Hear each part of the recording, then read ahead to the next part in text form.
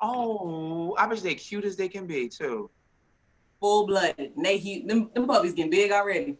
Yeah, 11. So you selling them when? 26 and Look, I ain't done. That's money. A couple of grand. What you talking about? Okay. Okay, gender role. Okay, amen. All right. Are y'all seeing? Yes. Mm-hmm. I'm just about to share.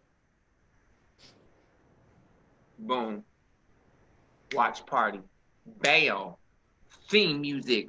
Cue. Oh, I'm sorry. Did you needed your theme music? Let me. Yes. Here we go, y'all. Start over.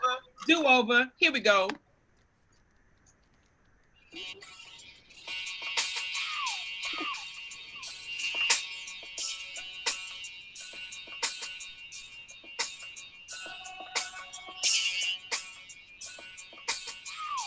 It's contagious.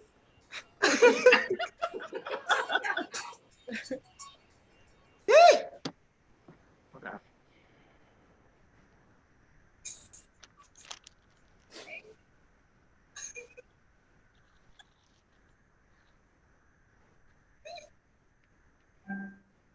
That's what's up.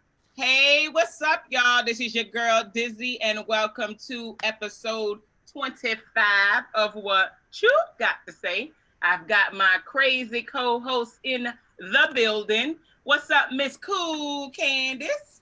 What's up, y'all? Time to chop it up. What's up, Mr. Cabana Black? I'm that dude. What's up, Mr. Tyrone Greggory? Hey, let's get it, gang, gang. And Miss Kela Mahogany. Hey, y'all. You gotta hit them. I love it. Hey, y'all. Hey, y'all. Hey. That Bob It's movement. all good. It's all good. Hey, if I've never gave the shout out to yet, but I do want to say shout out to the dude who actually produced our opening track to What You Got to Say. What's up, Mr. A. Dot, aka high school homie Derek Williams? I'm gonna put his little social media joints in the link so that you guys can get some fire beats. Man, look, I could talk about him all day about his accomplishments, but I'm telling you, when you make good friends from high school, follow them because you have no idea where they finna be. So, all right, so the topic of discussion today is not coming up on my screen. Let me stop playing. Okay, so topic of today is gender roles and generational curses. How does the way you were raised affect the way you are raising your children? That's one question. Are you making the same mistakes or are you following the same footsteps? That's two. And what are your thoughts on traditional gender roles? And what conflicts do you face with your partner while discussing raising of your children? So this actually came up because last week's show, we went on a whole tangent on conversations about how to relate and how to kind of smooth over this COVID-19 quarantining process.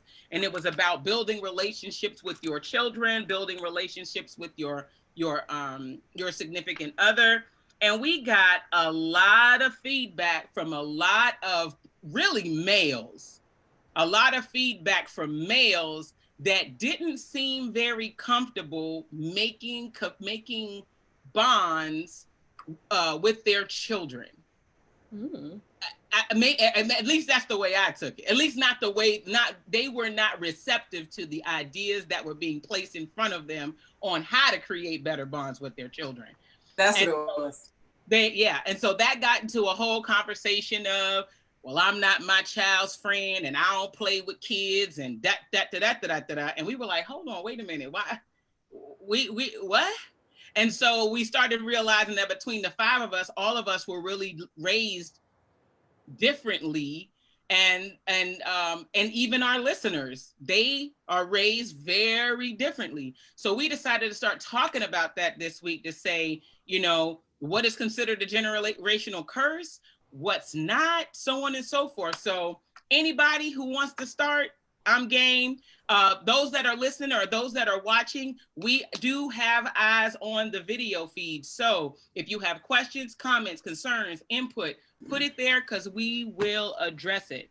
So first things first, generational curses. Do you guys believe in them? If so, do you feel that you have received some or you have combated some? So that's the first question. I'll go. So I do believe in generational curses. I will say, however, thankfully, I haven't encountered any of them, not to my knowledge. I've seen with some people, some friends that I know of where they would say something like, well, my grandmother had my mom when she was 16, and then my mama had me when she was 16, and then I got pregnant when I was 16. So it was kind of just like this circle, this cycle that, each generation just kind of kept it going. And so there was teenage pregnancy and, just kind of at that point, you basically lose your childhood because now you have to become an adult because you're a parent immediately. You got to, start making those things happen for your children. Right. And thankful, I haven't been engaged in anything like that. I didn't have my children until I was good married. So, well, no, it was right after we got married, but but I was married nonetheless. As far as gender roles, though, my family doesn't necessarily stick to those.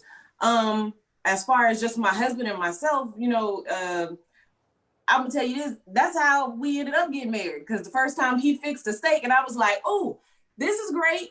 When we get married, that meat on my tongue, bruh. That meat on my tongue. That meat was everything. That's a t-shirt. That meat on my tongue. Oh my God. Then she hit it with the at the end, like, oh girl. I could not. I got work to do. Everybody helps out in the house. Gotcha. All right. So any other generational curses? How about Tyrone Greggory? What you got? Generational curse. Well, I mean, it's kind of going along with what Candice was just saying. Like, for as my wife was, she was always talking about, she didn't want our daughter to grow up without, our children in general, but she didn't want our daughter to grow up, without a positive male figure in her life. Like, she grew up with her dad, but at the same time, she grew up with her stepdad. And then after that, after so long, their relationship went one way, but then they brought it back around as she got older. But she wanted that consistency for her daughter to see what it looks like for a man to love a woman. Okay. Okay, dang, we got a lot of people on. Go ahead. What's up, Danielle and Melanie and Maria, Andrea and Leonard and Lewis and Ernestine and Rodney and Marcus, Laveda, ECE, I don't know how to say that. I'm sorry, boo. Tawan, Samantha, Mick, sorry. What's up, Brandon? What's up, Lloyd Billingsley, aka Mentalplex? What's up, Brandon and Tracy and Mo? Brandon Withers says, beat them kids. He always come on with some foolishness. I mean, it could be right, but it's foolishness right now. We ain't even got to the point of beating kids yet. Hold on, you missed Lance. Lance. Hey, Lance. I didn't see Lance. What? The house, yes. What's up, Lance? What's going on, Lance? Bruh, I'm looking at these eyes you making over there. I ain't gonna put you all the way on blast, Mr. Dupree. Oh gosh. I think that generational curses come from tradition too. I think that generational curses become tradition. Like, about the curse, but what happens is then it becomes a part of the family history instead of like re-examining if it's good or bad, or if it's, I would say if it's not healthy. I know that in my family, we have generational curses as well. Even dealing in our health, the way we handle ourselves, the bad habits that we do with our eating. Because sometimes people look at generational curses as being something, really deep and heavy, when it could be actually something light as a lifestyle that you do and don't realize that your mom did it, your cousin did it, your uncle did it, and it's something that has caused you not to succeed. Even fear-based generational curses, you'll see a pattern in families where they'll get to a certain limit in their household and then they won't go beyond it. And you won't realize it until, like, honestly, a young person in the family who hasn't caught it just does something beyond, and then all of a sudden the rest of the family begins to celebrate, and then they say, well, why didn't we do that? So it does take that moment where someone gets the aha. So I think that generational curses are really more traditions that become hereditary in the circle of the family. And it just keeps going and going until one, as I say, I would say, and I don't want to say it like that, but yeah, one ignorant soul, because ignorance is bliss, doesn't really realize it and they're just doing it. Because a lot of times we think a lot of things are deliberate and some things are just by chance. And it usually comes from a young person just doing it, and then you see the next thing. And then if someone in the family that is an adult makes a conscious decision as they come across and say, for me, my personal generational curse, it wasn't fear, because everybody in my family is very driven, but mine was people. Our generational curse is always listening to other people. My sister listened to other people, my dad listened to other people, and it wasn't a bad thing, but we always would listen to people. So I had to make a conscious decision to make sure that before I listened to people, I needed to listen to myself. And that's interesting too. All right. Well, Mr. Lance says that generations have unlimited potential. However, it's up to us as parents to show them right from wrong and to do right by people instead of against them. Today's generation has grown to be offended by many things that I've observed. It is growing into more of a selfish generation, I believe. Danielle says, Lance, what generation are you referring to? Could it be possible that other generations were maybe taught to not rock the boat or be as outspoken, and newer generations are okay with telling people exactly how they feel? Yeah. That is exactly what, because you'll have people that, they disagree with something, and look at how our parents talk to us. Mm-hmm. When your parents do something, you're supposed to do what they say, not as I do. You're supposed to, jump when I say jump, or how high or whatever. But, nowadays you'll have kids that, well, okay, I hear you that you said that, but why? Explain that to me. And not our generation, but our parents would have looked at that as disrespect, or you're challenging what I'm saying. Right. No, it could be a challenge, but it's more so of an inquisitive, me trying to find out or inquire. Okay, so I understand we're doing things this way, but why not do it that way? That right. seems to be a better route or an easier route. Mm-hmm. Just listening to what Cabana was saying, it makes sense. And you started, the wheels turning in my head, thinking about different people in my family. I think I was one of the first ones to actually graduate college. I had other family members that went, but they didn't graduate. Mm-hmm. And so one in particular that I remember started school when I was in like middle school, or started college when I was in like middle school. I graduated before they did. So wow. It was just, it was a lot. So I was like, and once I got to college and I graduated, I was like, man, this is a lot of money. And I started thinking about some of the other family members that have gone to college. And I'm like, you wasted a lot of money changing your major 6 or 7 different times. And right. You still don't have a degree to show for it. So why? And I guess that could be a factor of, not necessarily tradition, or like a generational curse or something. But mm-hmm. I don't know. I just wanted to make sure that I was going to graduate and I was moving on to do something different. Like I didn't want to be that person that got stuck at home and stayed there, but complained about my hometown. It's right. Like, okay, different to change it. If you're not happy there, move, go do something different, or, just figure something else out, work out a plan. Yeah, it can be scary trying to step out of that box that you've been grown to stay inside of. But like y'all said, the generation that's coming up now, they're thinking outside of the box, and it was like, no, let's try it this way. It was like, well, you're being disrespectful. No, I'm not being disrespectful. Because even if I say something, with all due respect, sir, you can definitely do something different, or you can, try and see a different picture instead of the one that they're just showing you, because they can show you this much, but what's happening around here? Right. A lot are afraid to see that. Right. So I have a Miss Joanne that's saying, yes, she feels that generation curses are real. There are a whole generation of women who cannot connect with a partner. They are unmarried. Also, generations of women and men who are alcoholics and drug addicted. And I can see that. So I do also believe that generational curses are real. I just think that at some point down the family line, there's going to be that individual that breaks it. And I won't necessarily say they're all curses. I think sometimes the traditions that have happened in people's families, the negative ones are deemed as curses. Right. So like, and a lot of times when we're growing up, I think we do like, well, it's always been done this way, so let's keep doing it this way. And then it takes that one person in the family saying, but why are we doing it that way?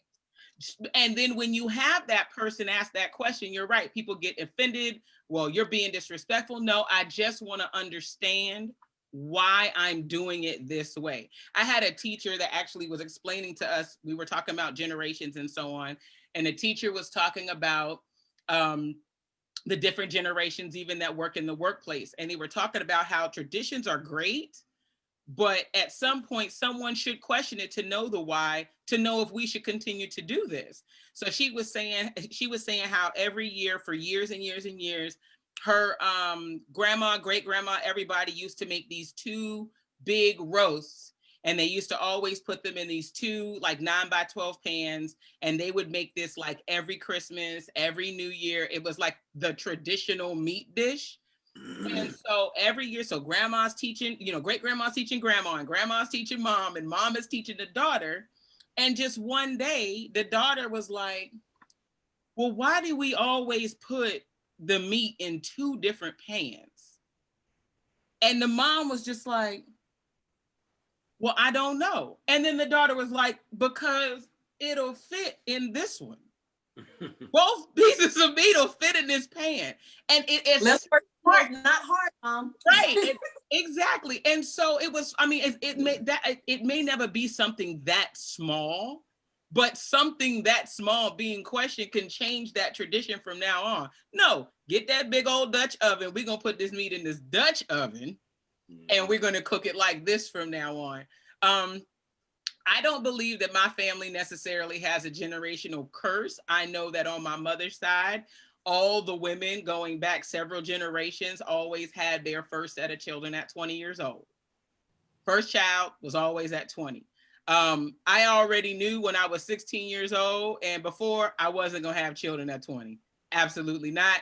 In one way, shape, form, or another, as I told y'all last week, my dad said, you too selfish to have children at 20 because you always want to get in your car and go right then. And I broke that curse. I had my kids at 30.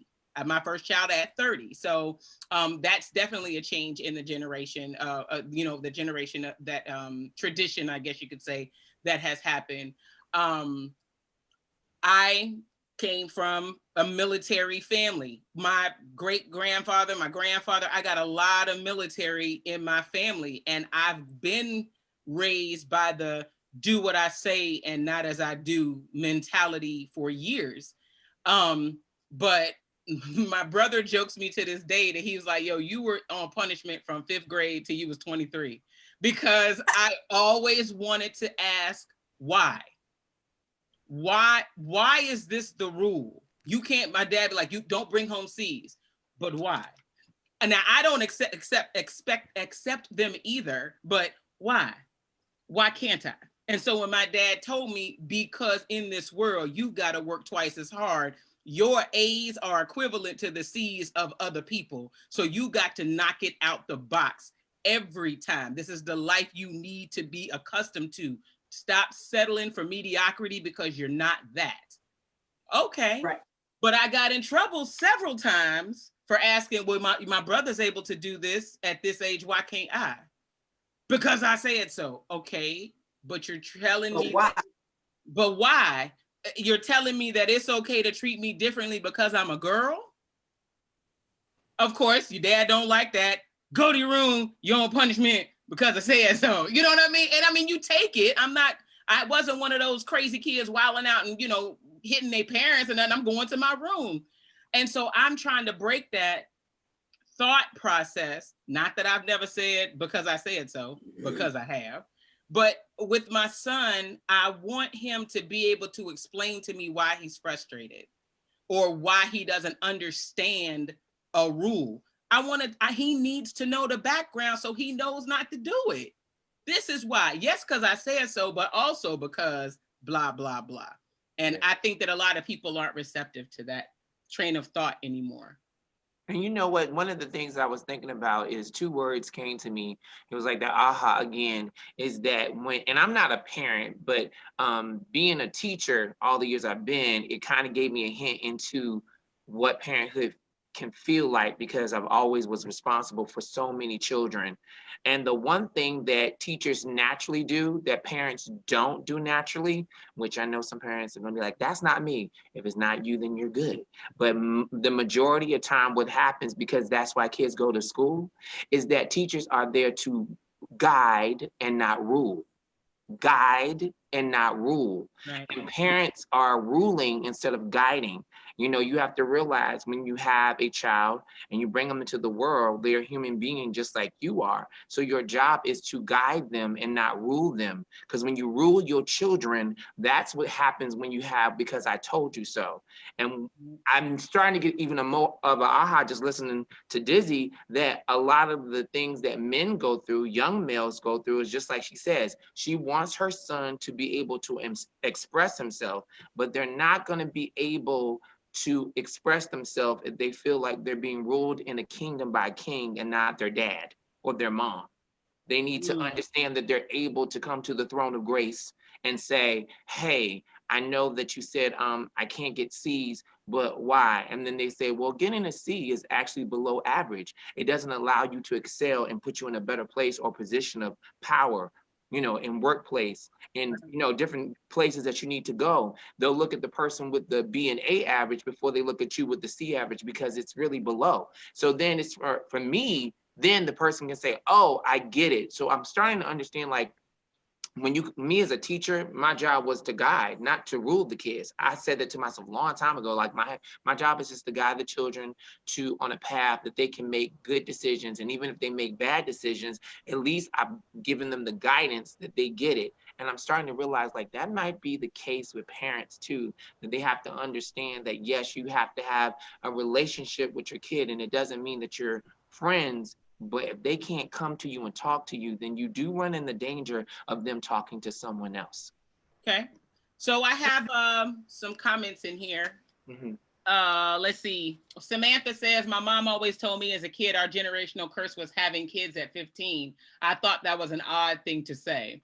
Lance says, sometimes expectations can be set too high, which causes a lot of people to fail. As creative-minded as a lot of the newer generations are, I feel as if the concept of resilience is fading. The problem is current generations, like you guys said, they don't like change. They've already been living a routine for many years, so they're used to it. They need to be more open-minded to do things differently. So I believe it's a constant battle of opinion between these new generations and current or older ones. Samantha says, I got in trouble for talking back all the time. My brother and I used to take turns on taking the blame for things because no one would listen when we said we didn't do it. Samantha and someone else both said, I agree. Guide your children, do not rule. I think that's another that we, as trying to teach our Black male children, or influence them to do their best or to try and excel, because when trying to inform them on what they can and cannot do or what they should be doing, you can only do so much before, okay, now you graduated high school, you're a grown man now, you're on your own, I've gotten you to this point, I can't protect you anymore. So once you go out there on the street and you're riding in your car and those blue lights are behind you and you ask the question, well, why? Well, I know I can talk to my dad and say, hey, Dad, I have a question about this. I know you said for me to do A, B, C, D, but why can't I go Z, Y, X and go backwards?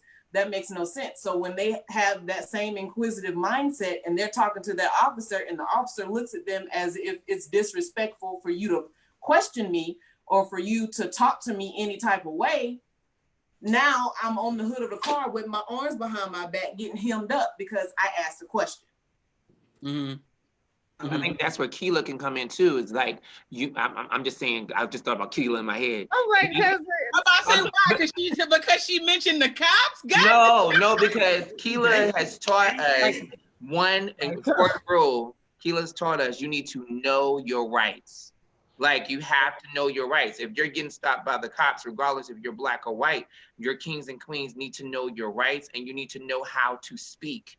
You know, that's another part of guiding. Guiding is understanding when you go to the principal office, there's plenty of times where these people are going to get in trouble. And even though the cops may represent, unfortunately, a more violent end, either way, life shows you a lot of consequences. And if you know your rights and you know the rules, you also know and understand how you need to speak in those moments. When you go to the lawyer's office, when you go to a court case, when you go to even a restaurant, you have to guide them on how to be, because we do have what I call certain traditions that are definitely not going to be broken, unfortunately. And I'm learning that actually. That's why the aha came from Kela. Is like you have to know your rights, because knowing your rights allows you to use your tongue in the right way. Speak and stand for yourself in the right way. Say the things that will possibly remove yourself. Because I got stopped. It was like, maybe 13 years ago, maybe 14 years ago. Stopped with PL Sweets, who is on now. We was coming from church, and we were just riding normal. Went through the light. The cop stopped us. Another cop got behind me, and I immediately, and this was before everything, I just got really nervous because I ain't never got stopped before.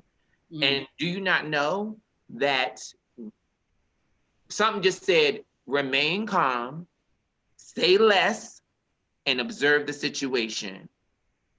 They was talking to him. They had him get out the car, I think.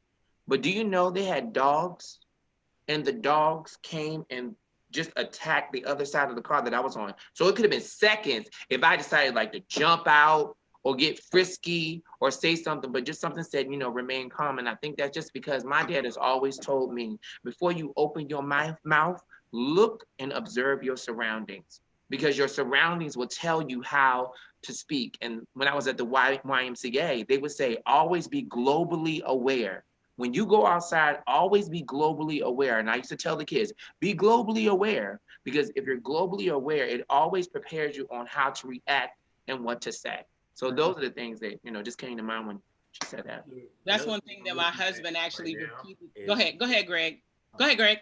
Another thing I'm looking at right now, as well as, like you're saying, ruling and guiding and all this. And you have to look at, when you're trying to guide your kids out here, you have to think about, what are they picking up? What are they really taking in? Because right now, at least I would say with my children, from my 25-year-old on down, or 23-year-old or down, they go through so much out here. You got to listen to the music they listen to sometimes, because they're getting influenced by things outside of what their parents are trying to guide and teach and put into them. Because I would definitely say I am an A because I said so, but I am definitely also, ask me if you have a problem, or if you want to understand, ask me. I have no problem telling you. But you got to also remember too, some of these children are brought up in 2-parent homes. Some of them are brought up in single-parent homes, but they still spend time with the other parent. So if the parents aren't evenly yoked about how they're going to guide their children, even if one parent is the, hey, don't do this because I said so, if they go to the other parent and say, well, why can't I? Well, did you ask the other parent? Well, I'll explain to you as well. Don't make it to where that parent is, and you're the, I got you. No, you got to be evenly yoked with your children. So that's where a lot of that comes from. I know I get told I sound like an NCO half the time, but I mean, I was one. So what's your input, Kela? Where you at on this, boo? I need you to speak. I need you to speak. What's your input so far? Come on, China. Well, I think that my dad raised me. He's a Marine, retired Marine. And so he raised me with structure as well as a lot of independence. I don't know. This episode is, I don't even know how to attack this episode only because me and my dad are going through like talking about a lot of things of from our past, from when let me see, I really can't, I'm not ready for it. I'm not ready for the conversation with him. Yeah, no, with I think it's such a heavy topic for me because I am on one hand questioning the like having my own children and what that means with the current society that we're living in, and then how my dad raised me and the person that I am. So I'm like, okay, well, I do have a lot of good to give to the child because my dad did instill a lot of great lessons for me and to pretty much question everything. And so that's just what I do. But I think maybe it's worked too well. And I tell him this sometimes. I'm like, I feel like you, for example, one of the generational curses, I think, for my family is having a baby in your teens or whatever. And so for me, here we are, almost 40. You know what I'm saying? That lesson stuck. And so I tried to be very deliberate with that decision because like parents don't always do the right thing, and I know that's going to be of myself, but then that affects the child, that affects that person, and you don't even know how long it's going to affect that person. So I don't know, generational curses, they are unfortunate, but as far as American Black people, we're unraveling from a long history, you know, and it takes a while for that aha moment to happen for families, depending on what is going on, because not only do they have their own kind of drama that's going on in their family, but they have the society in which they're growing up in. And so those factors can't be ignored when a person makes a certain decision or they're in a certain situation, because not everybody can you don't know where you're going to be put. Whenever you're born, you don't know where you're going to be put. And Right. so those generational curses, you can't just say, hey, why don't you just stop doing that? Somebody has to feel it in their mind and see that logical next step of when they stop doing a certain thing, that something better is going to be on the end of it. If it's not, then I'm going to just keep doing this thing because this is what I know.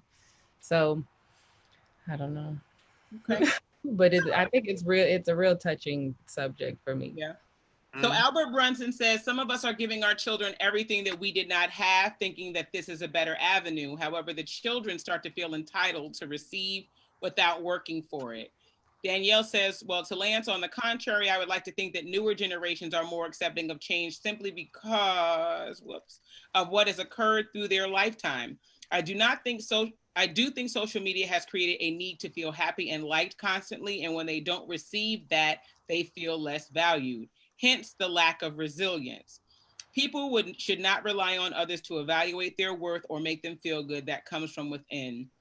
Miss Samantha Phillips says, authorities believing you can't question them just because they're authorities is a serious problem. My 12-year-old gets emails sent to me all the time for refusing to take facts at face value. Brunson says, we always try to teach our children whatever we can about the rules in society. However, we are teaching our time and not theirs. We also cannot prepare them for every event. Everyone has a plan until put into a very compromised position. All else is thrown out and the basic of our instincts start to show. So, okay. I've got I know it's some good comments. Those are some awesome comments. I got so much I want to say. Okay. I want to address the Lance and I think it's Danielle, the Lance and Danielle conversation. So I highly, if you have not done this before, and if I can find the link or either find the document that I have, I will see if I can load it to our What You Got to Say page. However, over the course of the past, I want to say at least 5 years. Over the course of the past 5 years, I've had the opportunity to take place in a training where they talk about the generations in the workplace, not just workplace, but dealing with generations, period. So right now, because of the fact that our older generation, which I will call the traditionalists, that's our 50s, 60s, most of our 60s and up people, the decrease in funding for Social Security and the inability to actually survive off of Social Security due to inflation and not the inflation of Social Security has caused traditionalists to have to work longer, which means this is why you have people 65 and up still working in your workplaces, which is usually not typical.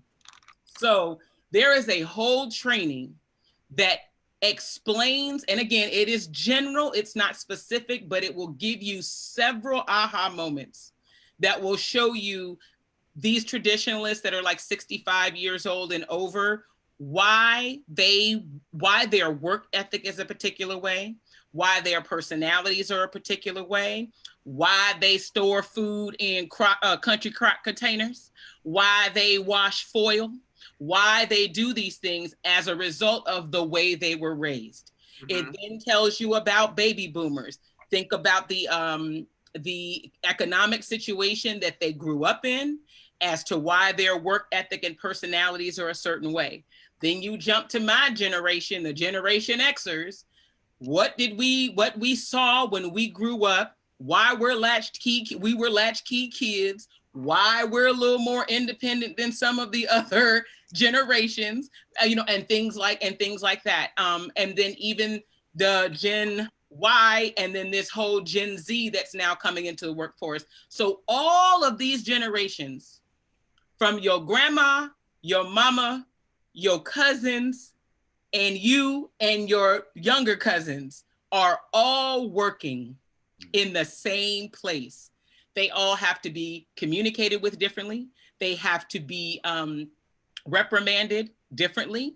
They have to be praised differently because of the way they grew up. So I've said all that to say Lance and Danielle may actually be making the exact correct responses, which I think y'all are responding to two different generations. I really, really do. Because, and I don't know which generation Lance is referring to, but for his statement of saying that they are reluctant to change and kind of are offended and don't want to be told anything, I don't think they're talking about the same generation that Danielle is referring to.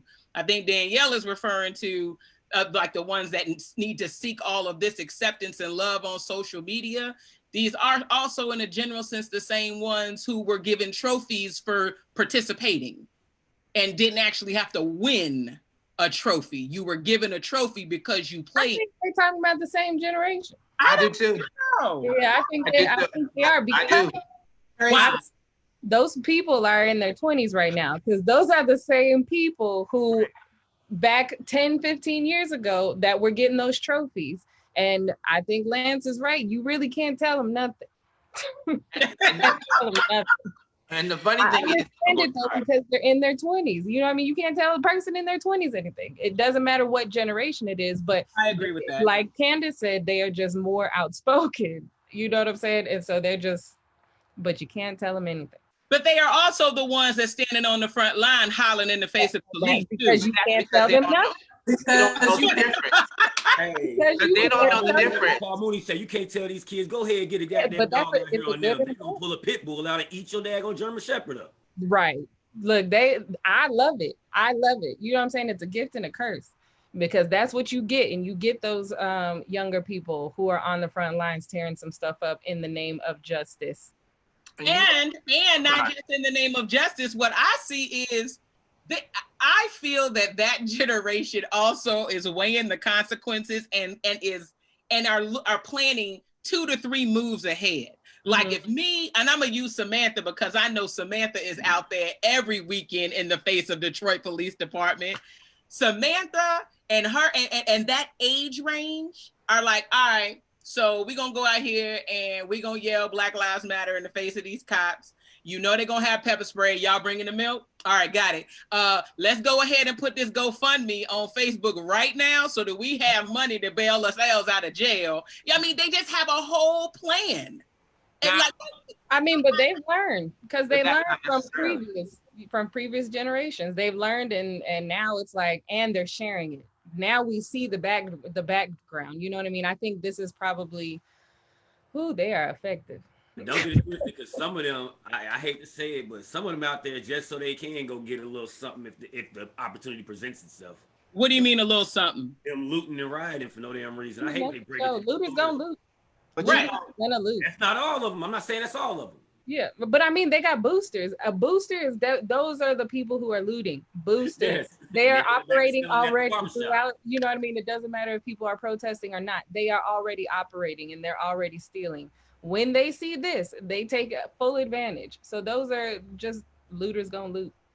And the thing about it is, I think I see three things. Well, first of all, Oprah, long time ago, said what Tyrone was saying as far as like, we wanted to give. Oprah was raised with a generation of survival. Most of the generations before her and Oprah is the generation of survival and hustle and making things work when things seemingly cannot work. Mm-hmm. She said, we made the mistake because my generation wanted to make sure that my kids were able to do things that I could not do. But what we did not do is remind them about the hustle and remind them about the survival. And then even with your mom, your mom said the best thing. I've always said it. Where you live in a world where there's a lack of respect, then the world is chaotic.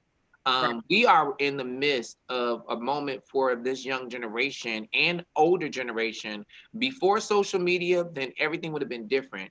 As soon as social media came in, it was instant gratification for us all. So some of the older ones are losing their sight of what is real, and some of the newer ones don't even understand what is real because they're getting a reward before it's their time.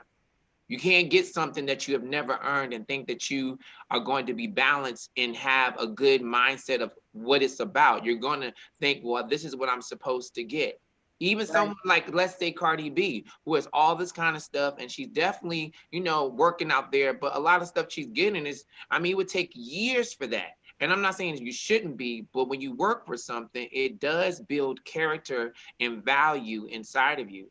And one of the things that Camille said, which is true, the only difference in this generation, to me, because it is forced in our face, social media forces things in our faces, whether we want it or not, is that this generation is forced to accept all genders and all kinds, whether they don't like it. Because I don't remember a time where you would accept, trans and bi and, the bike of this and the different lifestyles, but the social media brand allows you to constantly see that intel on a constant basis. So it makes it more normalized for people to kind of get comfortable. When we didn't have social media, I think the older generation, they were separated. It was like segregation in a sense. You had this certain tribe, you had this certain tribe over here. So they were raised with a certain culture, and that culture, then taught their kids, and then their kids taught their kids. But now with social media, God, you better speak to me right now. I usually don't do this because I try to hold my little mule, but it was running through me.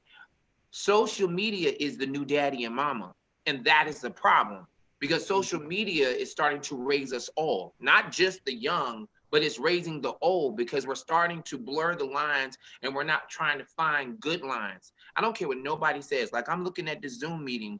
If we didn't have lines to separate us, then it would be all blurred. There are certain lines that need to be in our life and in the culture and in the world to make us be able to understand and give back to each other. But with social media, it really is just like what I call the green-eyed monster.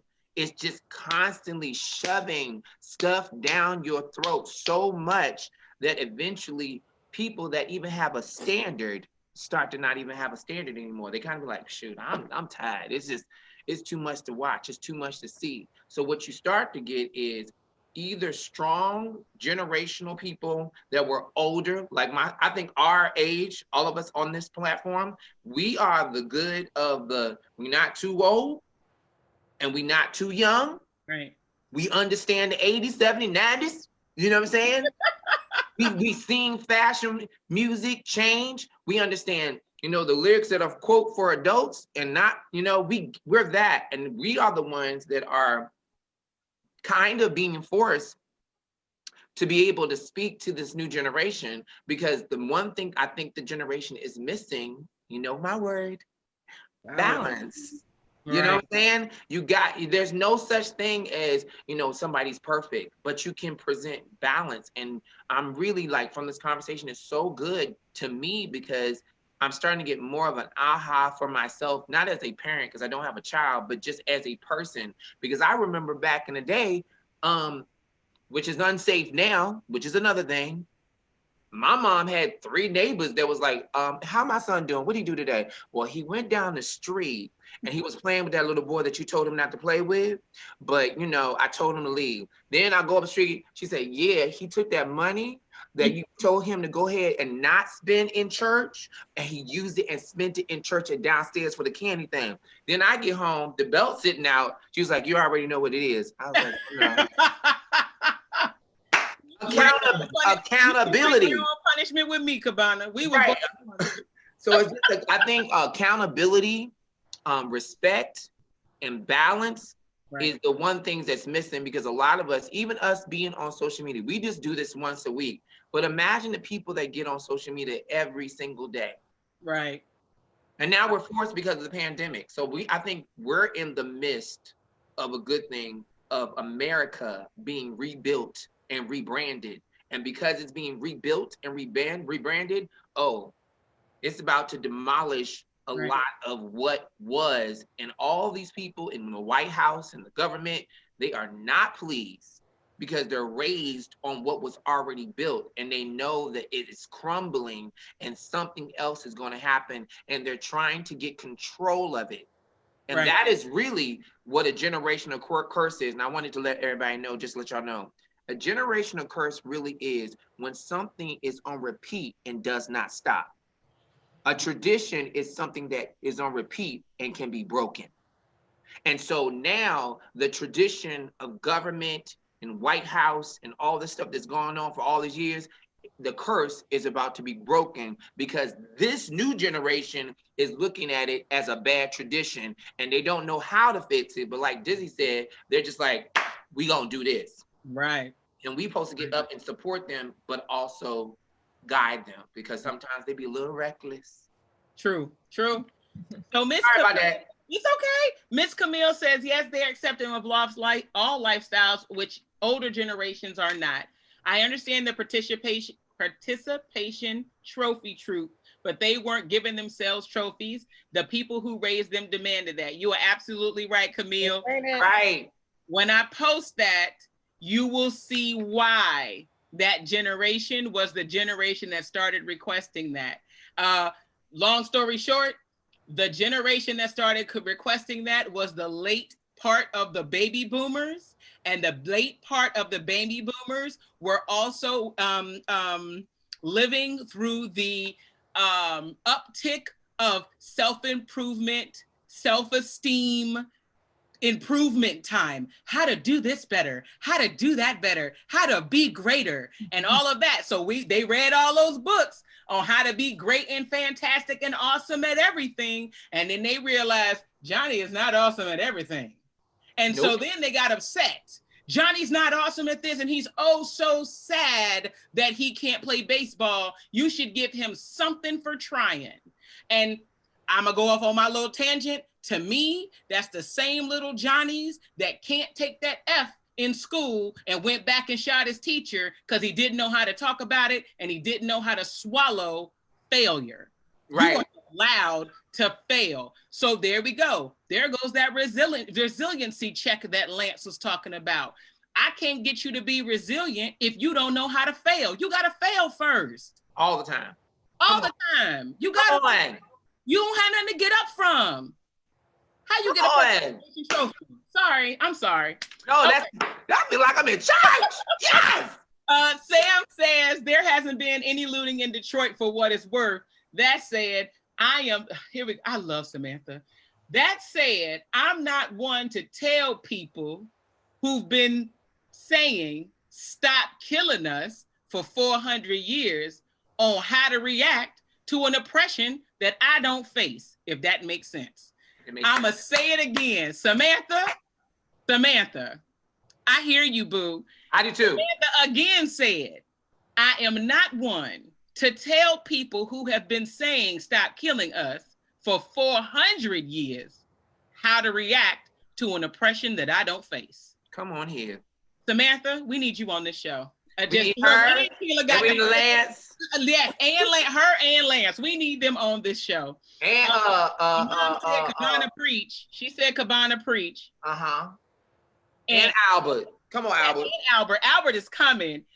Camille says, very true. Social media is a double-edged sword. We can have all the information and help at our fingertips, but if we can't filter that, then it can be so hard to step away from. I do believe social media has allowed for a less empathetic generation growing up, not millennials, but the Generation Z and after them. They are desensitized in a sense. Okay. They're definitely desensitized. And I would say, especially to piggyback on the going back to shoot up your school because you couldn't take the F that you earned because you didn't study this or because you didn't turn in the homework. The society that we live in right now is desensitized. And I would say that's because of the way everyone's being raised right now, because so much is happening and so many things are going on and social media is putting everything in our face at the same time. You can't focus on anything. And that's probably why so many kids got ADD or ADHD, because this thing is going on and this thing is going on and this thing is going on and this thing is going on. So all of these things are happening at the same time. You got the news reporting on hurricanes. You got a school shooting over here. You got a power plant that blew up over here. And then you got police brutality over here. And excuse me. And then you have a president who's locking kids up and putting them in cages over here. And then, you know, there's things going on at so many different times, all at the same time. But, you know, you're trying to figure out, okay, do I pay attention to this? But then you have cancel culture be like, oh, well, don't let them distract you because this is still going on over here. I understand that, but let's not forget about this. So then come the thoughts and prayers, because that's all you can give, because the situation is not going to change, because you're going to have the same dummies going out and doing the same thing over and over again. Right. So everyone's desensitized because I'm so sorry. I'm so sorry for your loss. For those people, loss is spelled LOSS, not LOST. I hate y'all. I hate y'all. But look, a lot is going on and they want you to pay attention to everything going on at the same time. You really can't. And then social media is literally putting everything in your face all at the same time. Right. Oh, so-and-so uploaded this particular picture. So-and-so unfollowed this particular person. I don't want to be friends with them no more. I don't care. Who cares? Right. And I agree with that. I do. I actually heard a thing this morning. And you remember we were talking about, I think it was last week, we were talking about how can you be like a cyber thug, internet bully? You act like people can't track you and where you are. So I heard that Cardi B has now hired a private investigator because a teenage Trump supporter posted her address. Oh, damn. Yeah. On social media. I'm like, dude, or chick, I don't know what it is. You know she has a child. I mean, you shouldn't do it anyway, but he has a child. You have now put that entire family in danger now. But that's on purpose, though. This goes back to what I'm saying.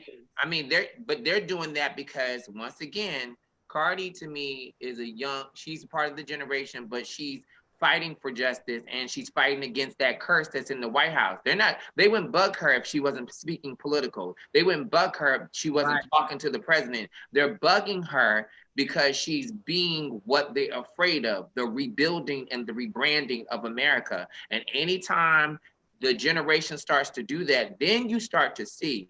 And even us, we have to start detoxing from social media. Once a week, I do not look at it at all because I realize that we're not supposed to see everything.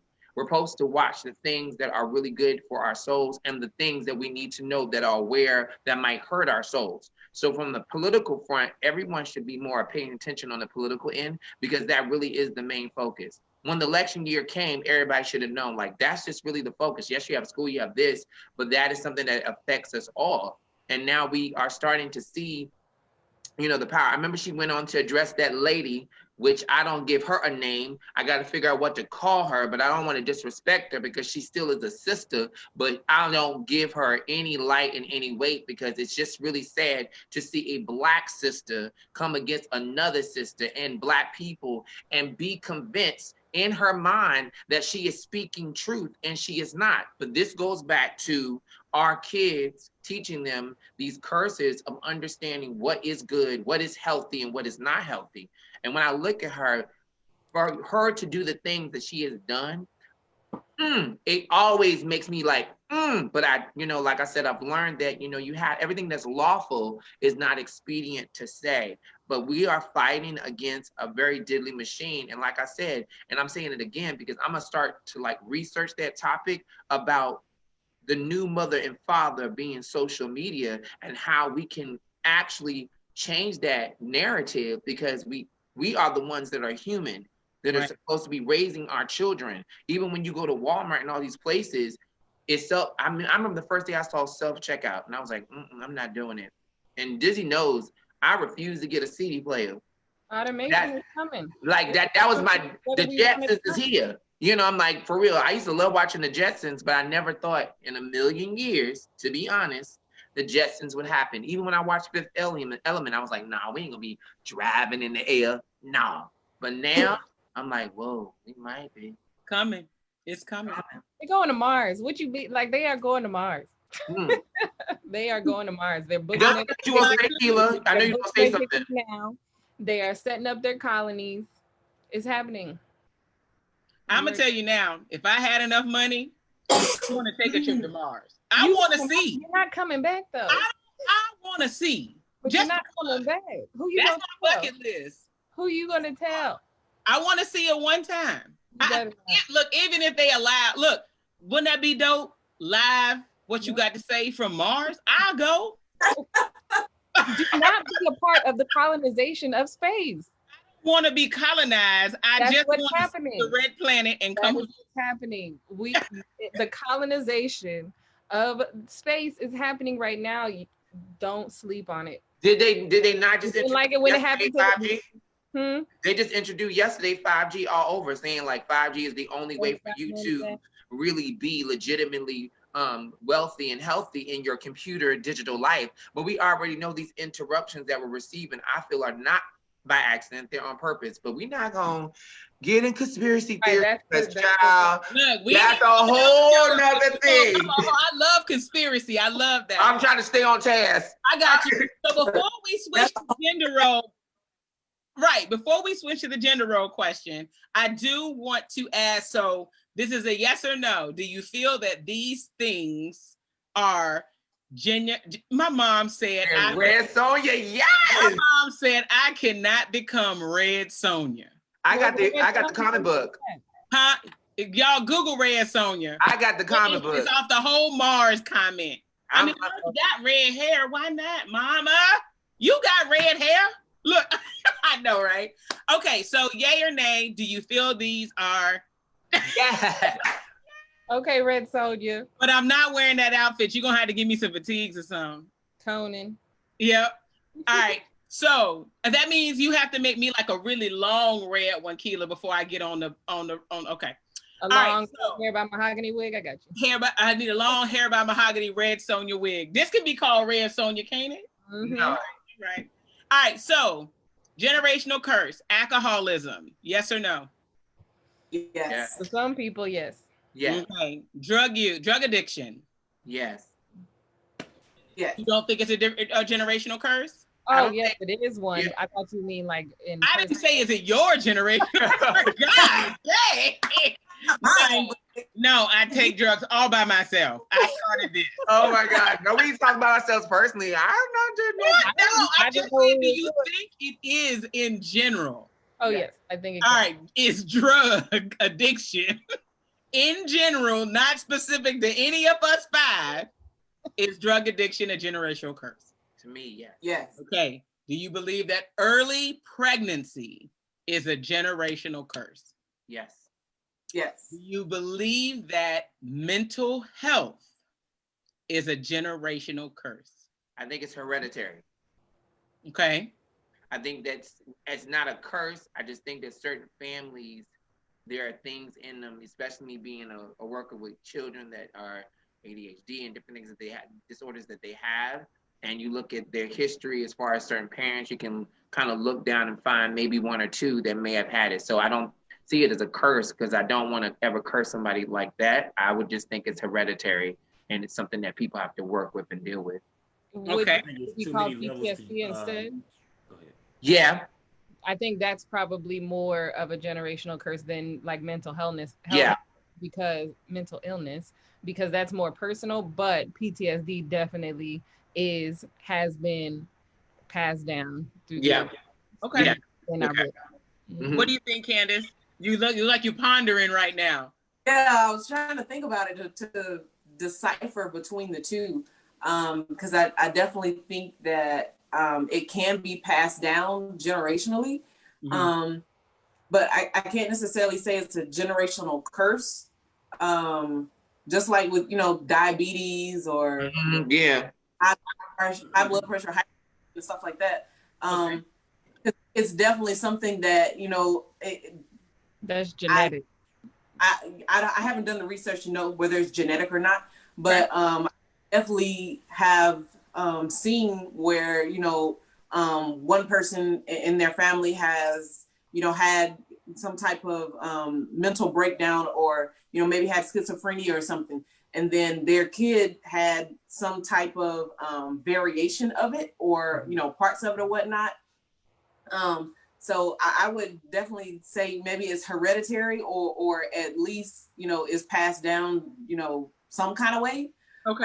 But I don't know whether to call it a generational curse or not. I'd have to do more research on that one. Mm-hmm. Okay. Greg, what do you think for what's the last one I just said? Mental health. That's what I said. Mental health. Well, I'm back. Thank you, guys. Yes, hallelujah. You're welcome. You broke my computer when you was on your tangent. You broke my computer. Well, sometimes But Thou shalt not try me. too many. you about to try me, thou shalt not. Yeah. It's too many levels to mental health to say that it's a generational curse. You know what I mean? Because everybody has their own experiences in life. You know what I'm saying? I didn't go through the same thing that my sister went through, or I didn't go through the same thing that a cousin of mine went through, but I may have a certain mental health issue, or they may have one, or we may have two different ones. So I can't say it's generational curse. Now, some situations that cause certain mental health breakdowns with the person can be part of a generational curse. Some of those situations, Okay. whether it's abuse in the family, like we were talking about drug and alcohol abuse and things like that. That can cause those things. Okay. So what about? So that was the next one I was actually going to ask. Violence, coming from what was that? The mic. Prompted to get closer to my microphone. I keep telling you. I'm trying to hear the greatness. You know what I'm saying? Oh God. With that said, Greg and team, what about violence? Is violence within the family, or anger or violence within the family? Which one we talking about? Because these two different things. Two different levels. Okay. Is anger a generational curse? Yes. I can tell from my personal experience from some of the women in my family that has experienced abuse with their abusers. Their fathers were abusers. So I just can't look at it no other way. From my own personal experience of just watching some people personally in my family that had to deal with abuse, it was, when you found out the father was, the brother was, and not even to bring, even up celebrities, but other celebrities that have had the experience, they have confessed that their fathers were. So I see it as a curse, generational curse. I think it's generational curse as well, because if this person grew up in a household that is being taught and raised by anger, they're typically going to lead and raise their family in the same structure. Mm-hmm. Okay. Or not necessarily lead by that, but they may subject themselves to that because they feel that That's a good one. That too. They could be the receiver of it. That's true. That's good. right. I agree Because with that. let's say, you know, there's a father who abuses his wife and their children. They could have a son and a daughter, and when the children grow up, the daughter either becomes an abuser or is seeking out someone who abuses her because that's what she feels is love. And then the son does the same thing. He grows up and starts to abuse his own family because that's what his father did. That's what he saw as love. And that's what he felt was the best way to express himself towards his family. Or you accept the woman that treats him like that. For sure. Right. Right. Right. Okay. All right, cool beans. So we're going to wrap that piece up and we're going to hit real quick the change in gender roles. Do you feel that the gender roles recently have changed? If so, how and why? And also, if you are out there still listening, I need y'all's comments because I know y'all are out there ticking. And we will respond to your comments. Just throw your comments in there and let us know what do you feel about gender roles, the changing of gender roles, etc. We're going to let Kela talk first. Puff, puff, pass. She got some stuff to say. Let me tell y'all something. I've been having this conversation for years, okay? 4 years in my own household. Because I feel like this newer generation of young women, they are nothing to be played with, okay? And it's almost like they have taken on, you know, a role in the relationship. And sometimes the negative parts of what we thought, because I'm a straight person, I'm going to use a straight relationship. That's my point of reference. Okay. So they are becoming the one who's ruling the house, you know, and the men are the ones who are doing anything and everything that these young, like the ladies are taking their power and they're also taking some of the man's power. Mm-hmm. And I think that is a direct response to whatever the females before have been teaching them to be more independent, to have your own voice, have your own money, have your own career. This is really dope. I just think when I use it, or I really see it in movies where they start to show women in a position of like over talking and doing all the negative things that maybe the men were being portrayed as in movies before. And now they're just switching it and making it the woman and making the man the more emotional one, giving all of the stereotypes to the other gender. This is what I feel like I've seen over the last like 6-7 years. Mm-hmm. And it's just funny to me seeing it be played out in the media, to where I do think that normal gender roles, they're all out, which is dope because everybody can do anything that they want to do. And that people are just like, I think for the young women, they are taking on a role that they haven't in previous generations, which feels empowering. And I think the males, they are taking on a role that was previously not allowed in previous generations. And that makes them feel empowering. For example, being in touch with their emotions and expressing themselves with their words instead of their hands or something like that, because previous generations have taught them that this was acceptable behavior. But with social media, which is the good thing about social media, you see that there are other ways to live life. You don't have to be one particular way. And before, you would only come in contact with the people in your proximity close to you. And so they probably had the same frame of mind that you did. So not a lot of changes going on. But then if you're in California and you're typing with somebody in Germany and it's like, oh snap, you think like that? I would never even thought about that, which opens your mind even more, which opens the possibility for you to be more than what you were raised to be. Mm-hmm. With a specific gender role. Okay. Funny, because it's funny, I have a different torn situation in my head. You know, being also, well, first of all, being a gay male, that's one. Being around straight friends is two. You know, and I just start watching this real dope show. And if anybody's into Marvel, you should kind of go onto Netflix. I think it's Marvel, it's Disney Plus and Marvel. But if anybody's familiar with Captain America, it is his love interest show. Mm-hmm. So, and it's a dope show because it's called Secret Agent. And it's in a period of time where men were very disrespectful to women. I watched the first season and I was so pissed. in the season because I was ready for her to say something to the dudes, but she was doing all of this undercover stuff. It was really played out well. If you haven't seen it, go check it out. Like I said, it's called Secret Agent. I think it's Captain America's girl, but it's really. Oh, you're talking about Agent Carter. Agent Carter, right? It's in a time where women were being disrespected, and so for me, the gender role thing for me, I think in job and in life, I think men and women should be able to do what they want to do. I think the dangerous thing is I've always believed that women and men have roles. And I feel like that is the confusion for most. Me being a gay male, I know the role to me of a man, I know the role of a woman. And even if I had kids, I wouldn't even choose my kids to be gay first. Because I feel like you have to know who you are as a man, you have to know who you are as a woman. And I think that when you're in a relationship, if the man is sensitive and is in the role of being the submissive and the woman is being more dominant, it does need to be recognized because I think it becomes Clash of the Titans. And right now, I think that's the more thing that I see because you said something very important, Kela. I think because, women, just like Black people have suffered so long, women are going to the high, you know what I'm saying? And when you go to the high, you end up sometimes doing the same things that the men did. Yeah. And that's a problem for me.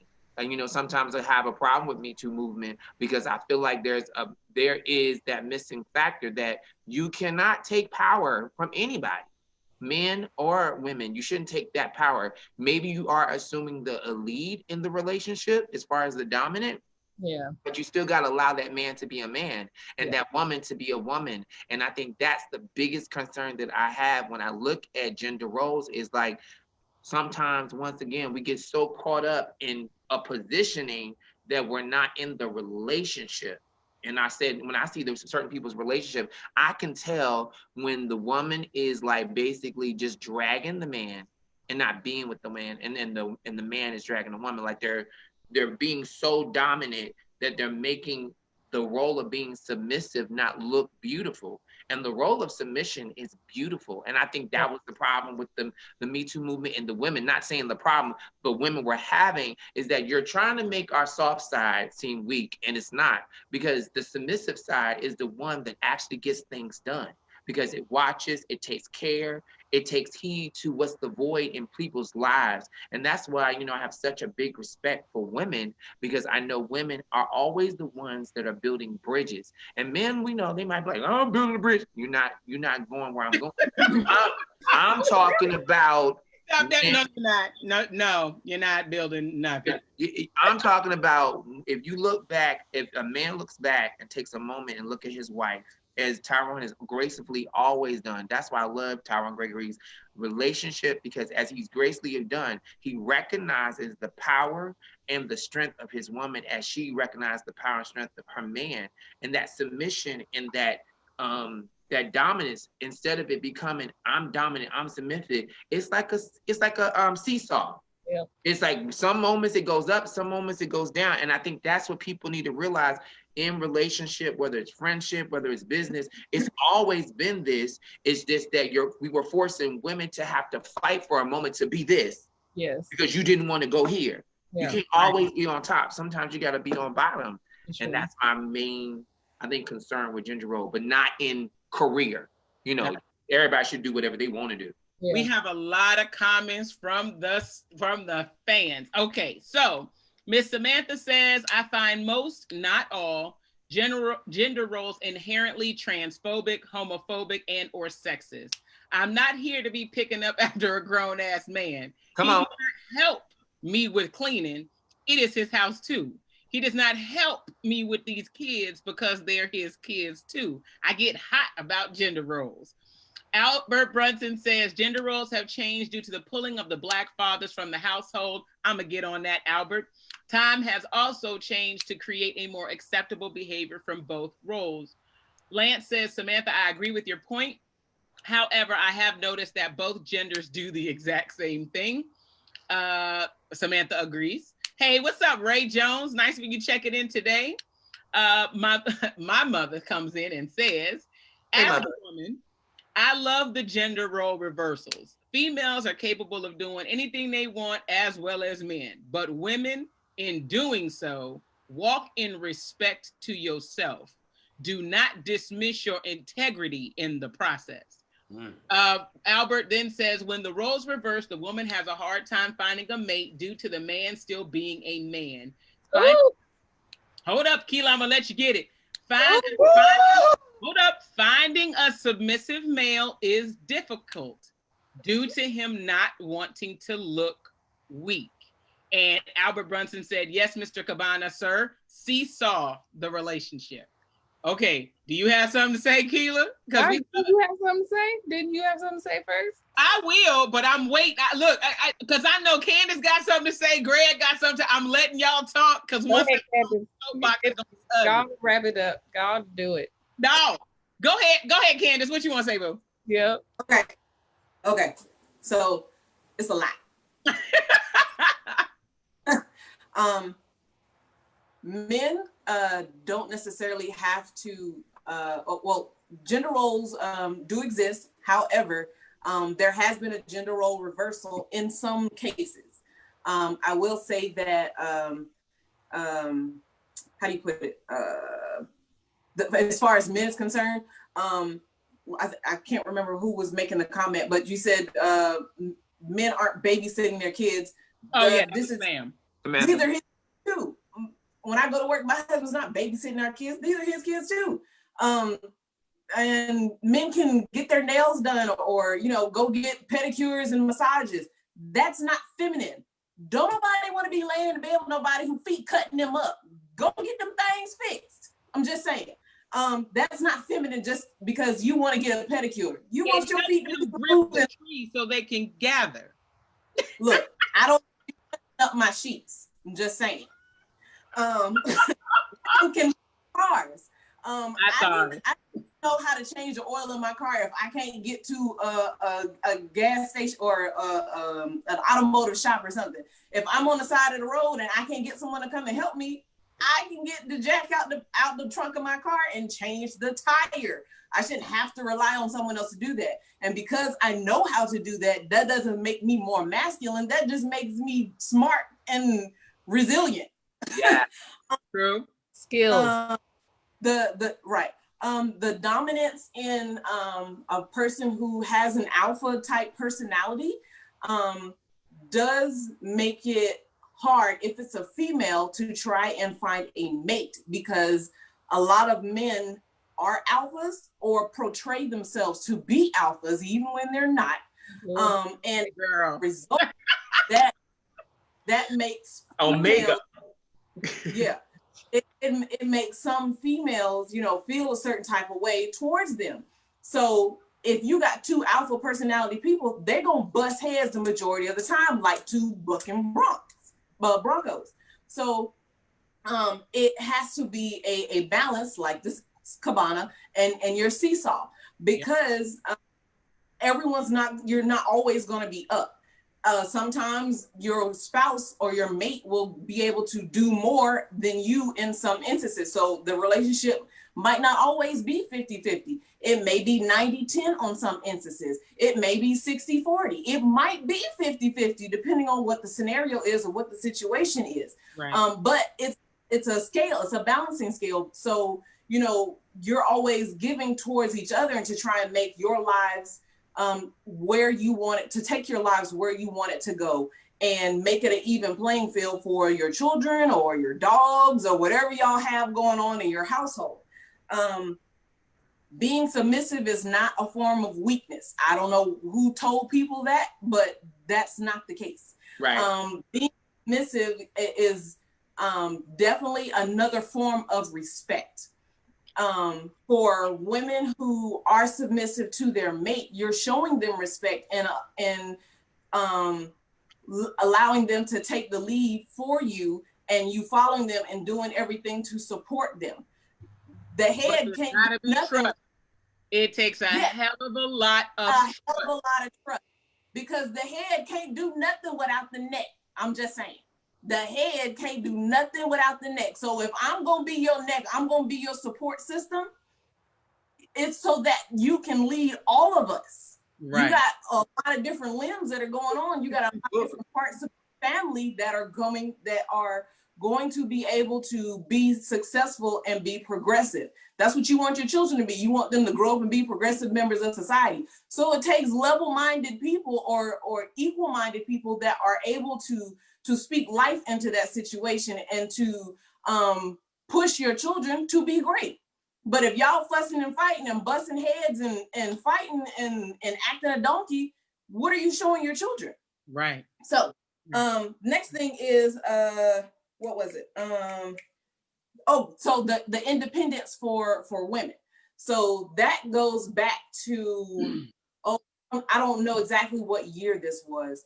But it was when they started introducing food stamps and Section 8 housing and WIC, and they were giving these things to women so that they could become more independent. In doing so, with Section 8, they pushed men out of the house.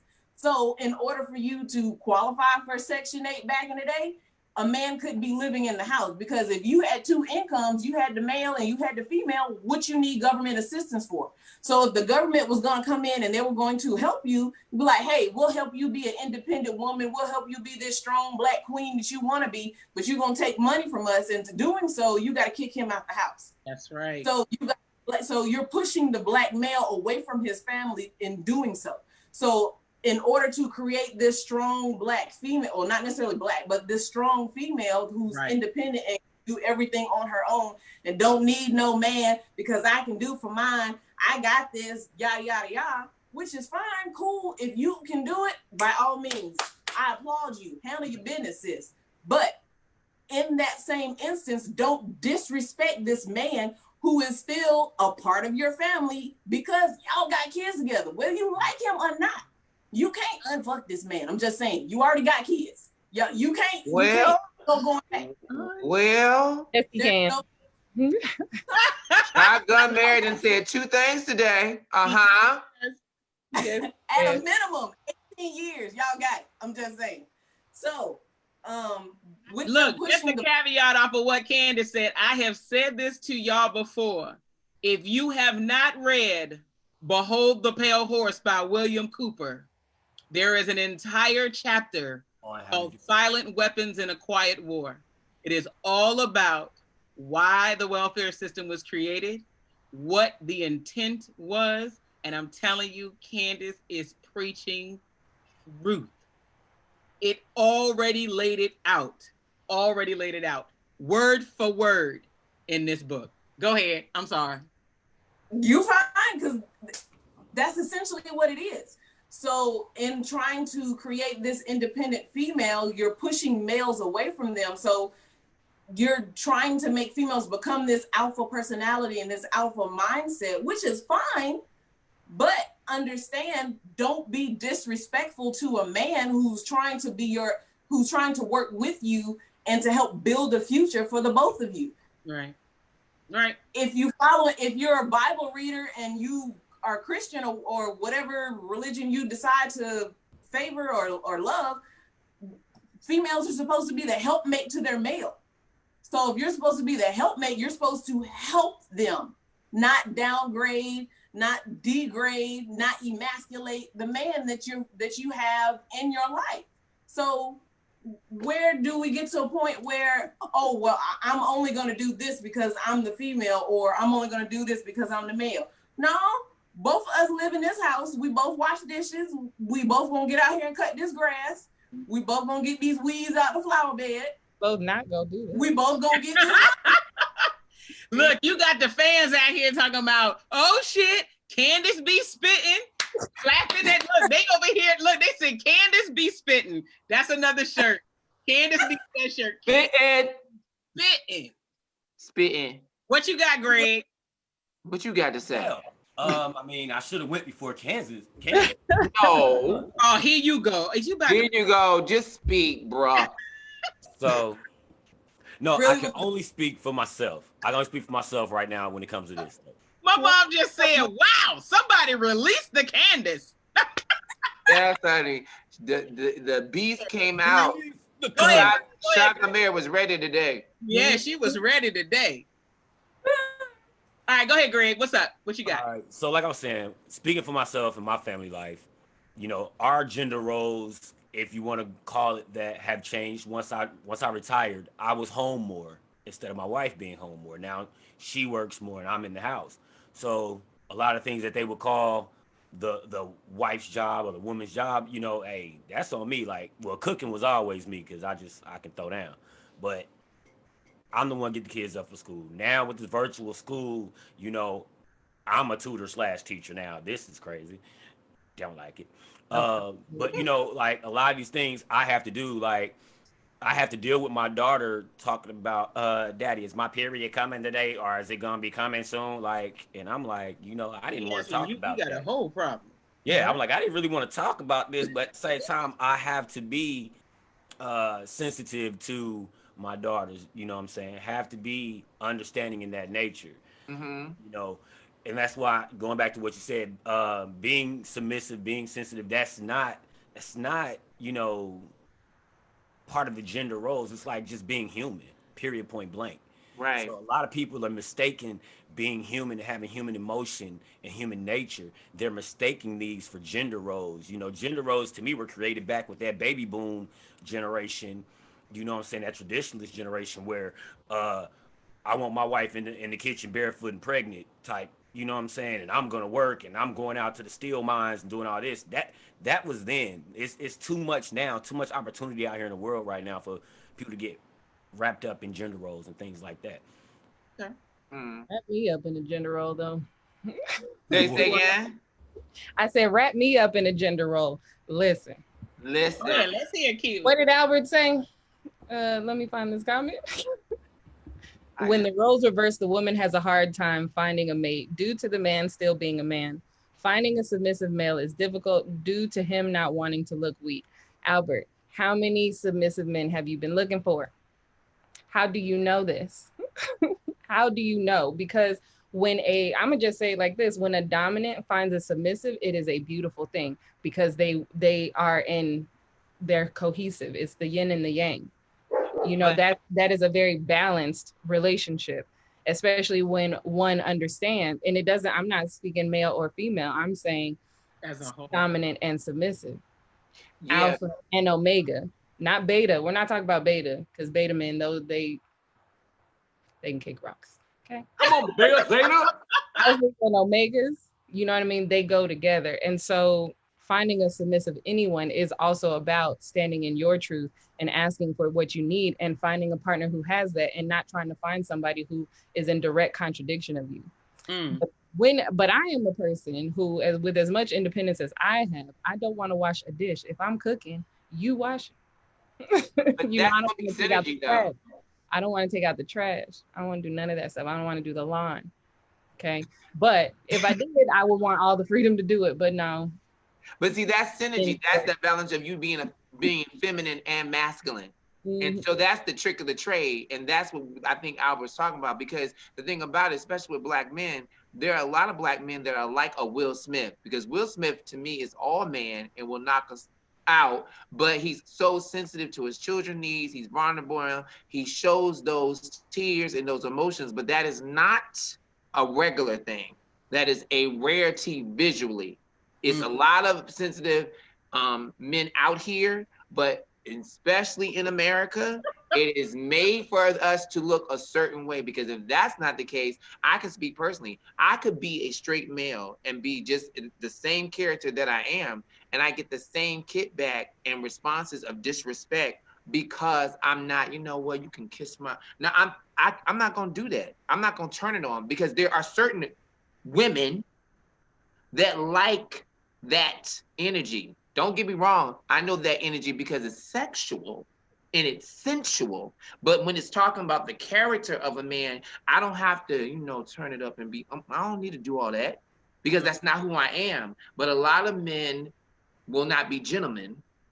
They will just be, it is what it is. I do what I do.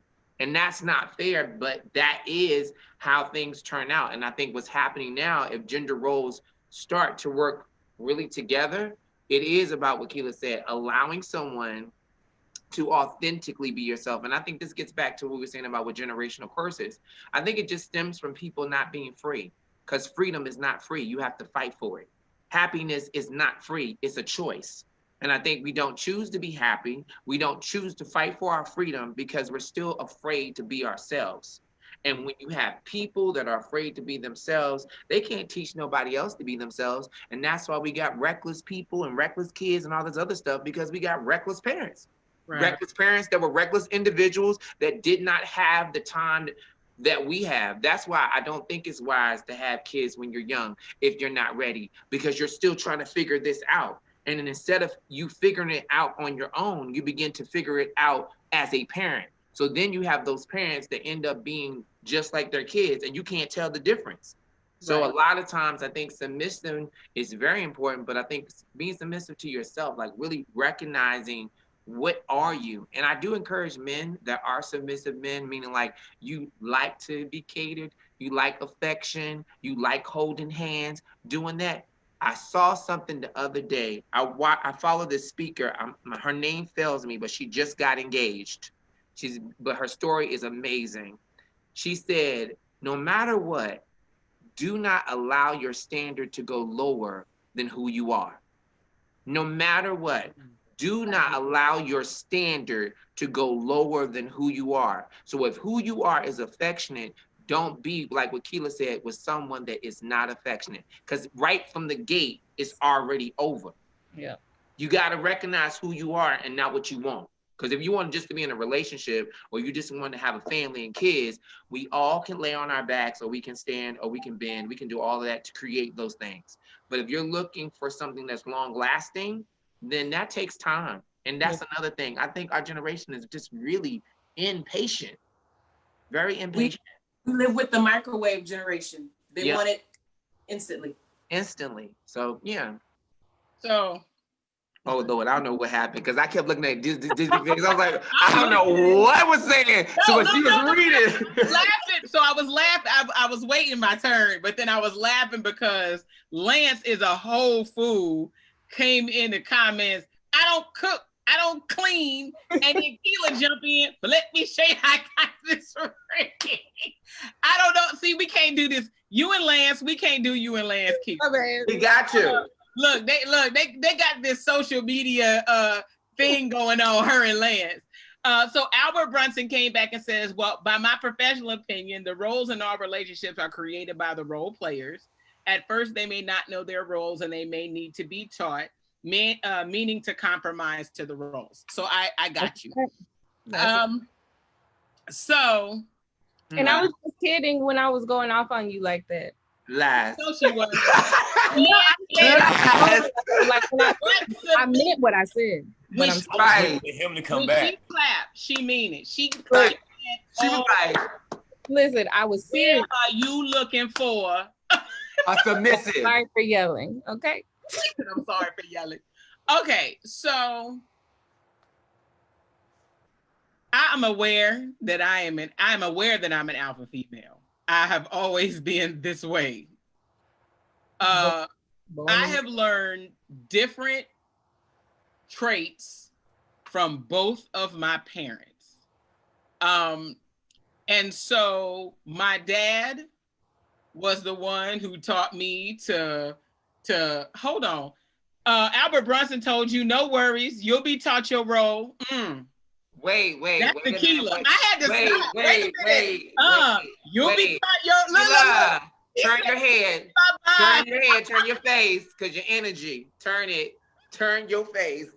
Because see, Albert. He all dominant today because of that bob. She real dominant because of that bob today. I'm gonna tell you what just happened though. Let me hold on, but this brings up something for me, because what I do want to say is the way people are in like their professional life is not always the way that they are in their in the behind closed doors life, and sometimes it's even the opposite. So saying what I'm gonna be taught is actually thank you. Yes. It's cool with you. See, this is the problem right here. You know what I'm saying? So this show, because look, I think we go to the pink. I think we need to be at the pink. We know there's no crying at the pink. Okay. Okay. So I was raised by both my parents, and both my parents kind of show, and watching the relationship between my parents, I had a very clear idea of what gender roles were. Does that make sense? Mm-hmm. Didn't mean that that had to be what I wanted, but I knew what they were, right? So I am an alpha female, and it took a long time to find someone to, I don't want to say break me, because that's not what it is. It took a long time for me to find someone I trusted enough where I could release control. Because my alpha in me makes me have to control all things around me to ensure things go off without a hitch. But my match was like, I got this. You don't have to control everything because I got this. But right. So the first year or so of our marriage, we were boom, boom, boom. And I was like, what is going on? What is happening? What was happening is that I was still trying to function as if I was by myself. And he was still trying to function as if he was by himself. So my dad, I know how to cut the grass. I know how to edge. I know how to lay mulch. I know how to grow flowers. I know how to put shingles on a roof. I know how to change electrical outlets. I know how to do everything with my car, install Rockford Fosgate speakers in my car. I know how to do all of these things already. I don't. And I've never had to ask anyone to do those things for me because I'm functional myself. Right. So when we had our house, stuff would break and I'd go fix it. And something else break, I'd go fix it. I'd go repair it. I'd go there. And he's like, why are you doing that? Why don't you just let me do it? I'm like, because I know how to do it. Right. And so he started getting a little angry, and not angry, but kind of like agitated or whatever. So I'm calling my mama because, that's my point of reference of what a good wife is. I'm not going to ask somebody my age or somebody single who don't know what the hell they're doing. I'm going to ask the example. The future. The veteran. Right. What am I doing wrong? And my mom said, well, now it's time for me to tell you about being a wife. This is now the time for me to have that conversation, because it's funny, because everything I wanted to know about guys, I got from my dad. My dad gave me the inside 007 undercover scoop on all you dudes. So I already knew how to navigate and when y'all were BSing and etc. And I found the one. All right, he's it. But nope, my dad can't teach me how to do what my mom does for him. Right. So I was like, what am I doing wrong? So my mom said, okay, first of all, leave the electrical shit alone. Easy. Tell him that it's broken. No more than 3 times. After the 3rd time, go fix it yourself. I guarantee you, you walk past him with the tool in the direction, it's gonna get done. If something's wrong with your car, let him take it to the mechanic. Let him do that. You don't have to go outside and cut grass. If he say he gonna cut the grass, let him cut the grass. Don't go out there and supervise him cut the grass. That's his realm. Let him do what he want to. There's certain things you just gonna be like, look, it ain't that serious. But for me, it was that sense of control. You know how they say for mental wellness, you got to find 7 things you can place hands on and control on. That was one of those things. And so there was just slowly but surely things I just started like, all right, okay. And then he does that stuff. I cook all the time. He cooks. There's certain things I just want him to do. I don't want to cook crepes. I don't want to cook none of that French stuff, none of the Cameroonian dishes. I'm not even remotely interested in learning how to cook any of that, because that's what he does for me. So I the typical gender roles, I think I do a lot of them, but I also overstep when it's things I like to do. I like to put together his desk in his office. I don't want no help. Don't come in here. Let me put this together myself. Don't come in here what I'm doing that. I don't want you to. Right. Let me do that. But I also won't come outside and mess with you while you're putting up Christmas lights. I'm going to let you do that. You know, so I don't really, I think sometimes that there is a general example of what gender roles are, but I also think you've got to take into account your personality as well. There's things that are just your personality that have nothing to really do with the gender role. It's just your personality. So, I mean, I don't know. And I agree 150%. Ain't nobody submitting if there's no trust. And I agree 100% with Kela when it says, whatever friend y'all got guys out there, and you think this homie of yours is an alpha, I have at least, I bet you I can find at least 5 women that'll say no, he's not. That's so cute. It's cute in front of y'all. Right. It's real cute. When they get around us. The hardest. Yeah, you're right. Right. I told you that think they alphas, or that's what they portray. Right. I'm like, you cute and everything. That's so cute. Polo ting ting. But it's fine. It is fine, you know. Right. Oh, Albert Brunson says, Dizzy, yes, that's what I'm saying. Lance said, you gotta cook, you gotta clean so you can get that big ring. And Keela said, you must be paying all the bills. Lance said, well. Yeah. Gender roles, I'm here for it. Okay. I'm currently auditioning to be a trophy wife to my husband. You're auditioning to be a trophy. I love you, Keela. I love you, Keela. So, are we going to wait for Cabana to come? Hopefully, he'll jump back in. I don't know what happened. So, we have talked generational curses. We have talked gender roles. We have talked how this affects us raising our children, how it affects the way that we were raised. Does anybody, we're going to go around the room and talk. Oh, Lance said we work together in financials. That's what. Lance said that. What woman is this? Is paying, cooking, cleaning, and bringing in some money? You tripping. Lance, that's a short list. Wait a minute, I do that. I'm about to say my wife. I cook, I clean, and I bring in money. See, but your man, he he fixes a bunch of stuff. Okay. And he has a job. But he also cooks though, and he cleans. That's not what Lance is saying. Lance is saying the woman got to do it all. Ah, there you go, Albert. That's what I heard. Said even a lion paints his lioness's toes. They can paint toes? Sure does. Sure does. My husband can do my perms when I used to get them.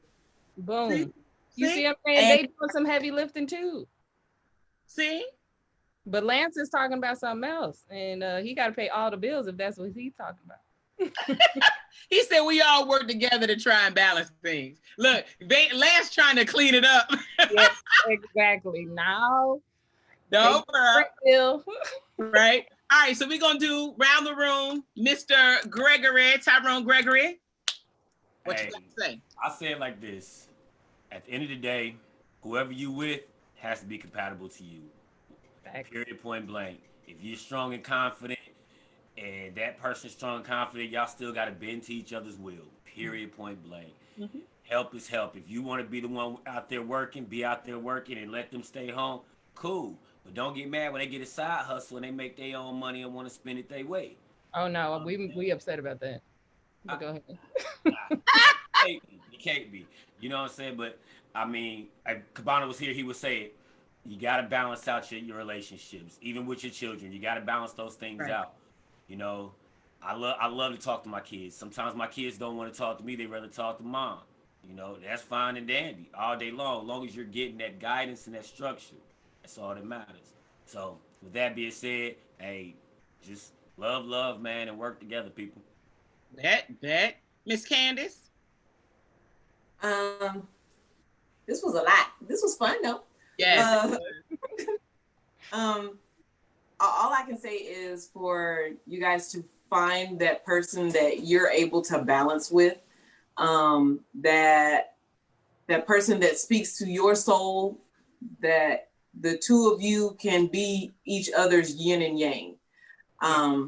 It's I can't say it's not going to work, but it's going to be extremely difficult if both of y'all are yin or both of y'all are yang. You have to be able to fit into each other's puzzle pieces so that y'all can make whatever picture together that y'all want. As far as like the generational curses or traditions, you can start new traditions. You have, especially once you have your own family, you don't necessarily have to stick to what everyone has already done and what they have been doing. The definition of insanity is doing the same thing over and over again and expecting a different result. That makes no sense. If you want something different for your family, if you want to go someplace different or you want to experience someplace different, then start putting things into place that will allow you to do so. If you are sick of the situation that y'all are in, or where you are in life, start doing something different. Start making provisions to express yourself in a different way. You can read different books. You can start talking to different people. If you keep talking to the same people in the same circle and you want to do something different, you need to find some new people to talk to. Through that. Y'all are, what they say, crabs in a bucket. They're gonna keep pulling you back down so they can make sure you stay on their level. If you trying to move up and do something different, do something different. You can't blame nobody but yourself. Life is a choice. So whatever you choose to do for you and for your family, make that shit happen. Don't wait on nobody else to do it for you, because no one is going to just walk up and be like, hey, you want a new life? Here you go. It's not gonna work. It's not gonna work like that. So whatever you got to do to make sure you are doing great and your spouse is doing great and you're building and molding your children to be progressive members of society, by all means, go for it. Go vote. Please vote. Whenever there's an election, go vote. Don't just wait for every 4 years for the presidential elections. There's little ones in between there that your voice still needs to be heard. Go vote. If you're not sure what the issues are, you can Google it, because they're always discussing it. And if you're not paying attention, they will sneak little ones in there, and they'll be talking about other little issues that have to do with you, have to do with your education system, where your children are going, that also have to do with the roads that you're gonna be driving on, or how much tax is gonna get taken out of your check, like the payroll that you're gonna have to pay double back next year. All of that shit is included. So read. Don't be afraid of the books, because if you want to be more smart, if you want to be more smart, read. Don't be afraid of the words. But y'all have fun with life. Love your family. Wash your hands. Wash your ass. Stay safe away from COVID. All right, Miss Kela, what you got, boo? Nothing. You don't have no ending words. Nothing. This was fun, y'all. This was fun. That's what I got to say. Y'all have a cool week. Cool week. All right. So we were trying to wait for Cabana, but he hasn't hit us anywhere. So we're gonna have to exit without him. But what I will say is, I was really glad that we actually got to talk about this subject. I think that there's going to there he is. Hold up. Let's see if I can get him back. But let's get him back. Get him back. Ding dong. Yay. Wait for your audio. Amen. Yay. You're back. Okay, we were doing the last ring around the rosy, so you on. Ring around the rosies. What I got to say is always be ready. Really, real talk though, for real. I think the most important thing that people need to remember is just be human. I'm learning every day, the more I live, the older that I get, that being human is a lost art and that we don't do it well. We try to be anything but ourselves. We try to be everything but ourselves. And I think it's because of fear, and we're afraid of the truth, that we're not perfect and that we're going to make mistakes on a daily basis. But those ones that actually strive to be human, they're actually the most successful human beings that we have ever seen. So I think everyone should strive to just be human. And at the end of the day, whoever's going to love you, they really will love you because you're human. Love it. Love it. So as I was saying, I do feel that this was a necessary conversation for us to have today.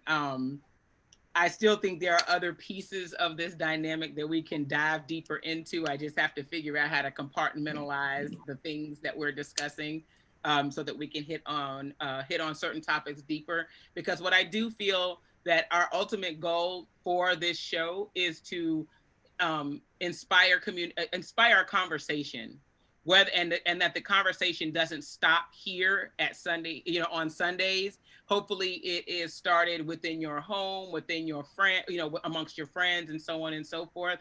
I encourage you, please follow all of us on social media, especially What You Got to Say. Please do not be scared to share this with the masses, because we want more than just you guys to have a conversation. We want someone else to have a conversation, to someone else to have a conversation, so that it can be, we can touch much more people that way, than just the five of us. As far as generational curses and gender roles and etc. I had a friend a long time ago, always would fuss and say, there's no good women. There's no more good women. They're all taken. And then I have female friends that say, well, there's no more good men. They're all taken. And I say, I feel that there are plenty of good women out there. And I think there are plenty of good men out there. I think what the problem is that too many women are trying to make men out of boys, and too many men are trying to make women out of girls. Yeah. Everybody's not at your level and ready to receive what you are ready to give. And I think throughout life, that's what I've seen. Even myself. I sat back with my best friend and reflected. We reflected on ex-boyfriends that we have dated in the past and cannot believe that we even entertained the foolishness. But entertaining that foolishness at the time of our lives that we were at the time made us who we are now. Yeah.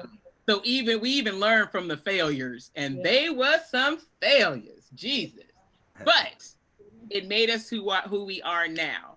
So the beauty of it. You say what? I said that's the beauty of it. You learn from it. You learn from your failures. Right. That's what I said. We said, woo, we dodged that bullet. You know what I'm saying? So what I would say is just be more present. You may not understand what God is putting you through right now, but I guarantee you, give it a year or so, and you're going to have your aha moment like, oh, that's what I was supposed to be learning. So that's all I say. It's not immediate gratification. Some of this is going to take some time. All right. So we love you. Thank you for tuning in, and peace out from What You Got to Say. Bye. Bye.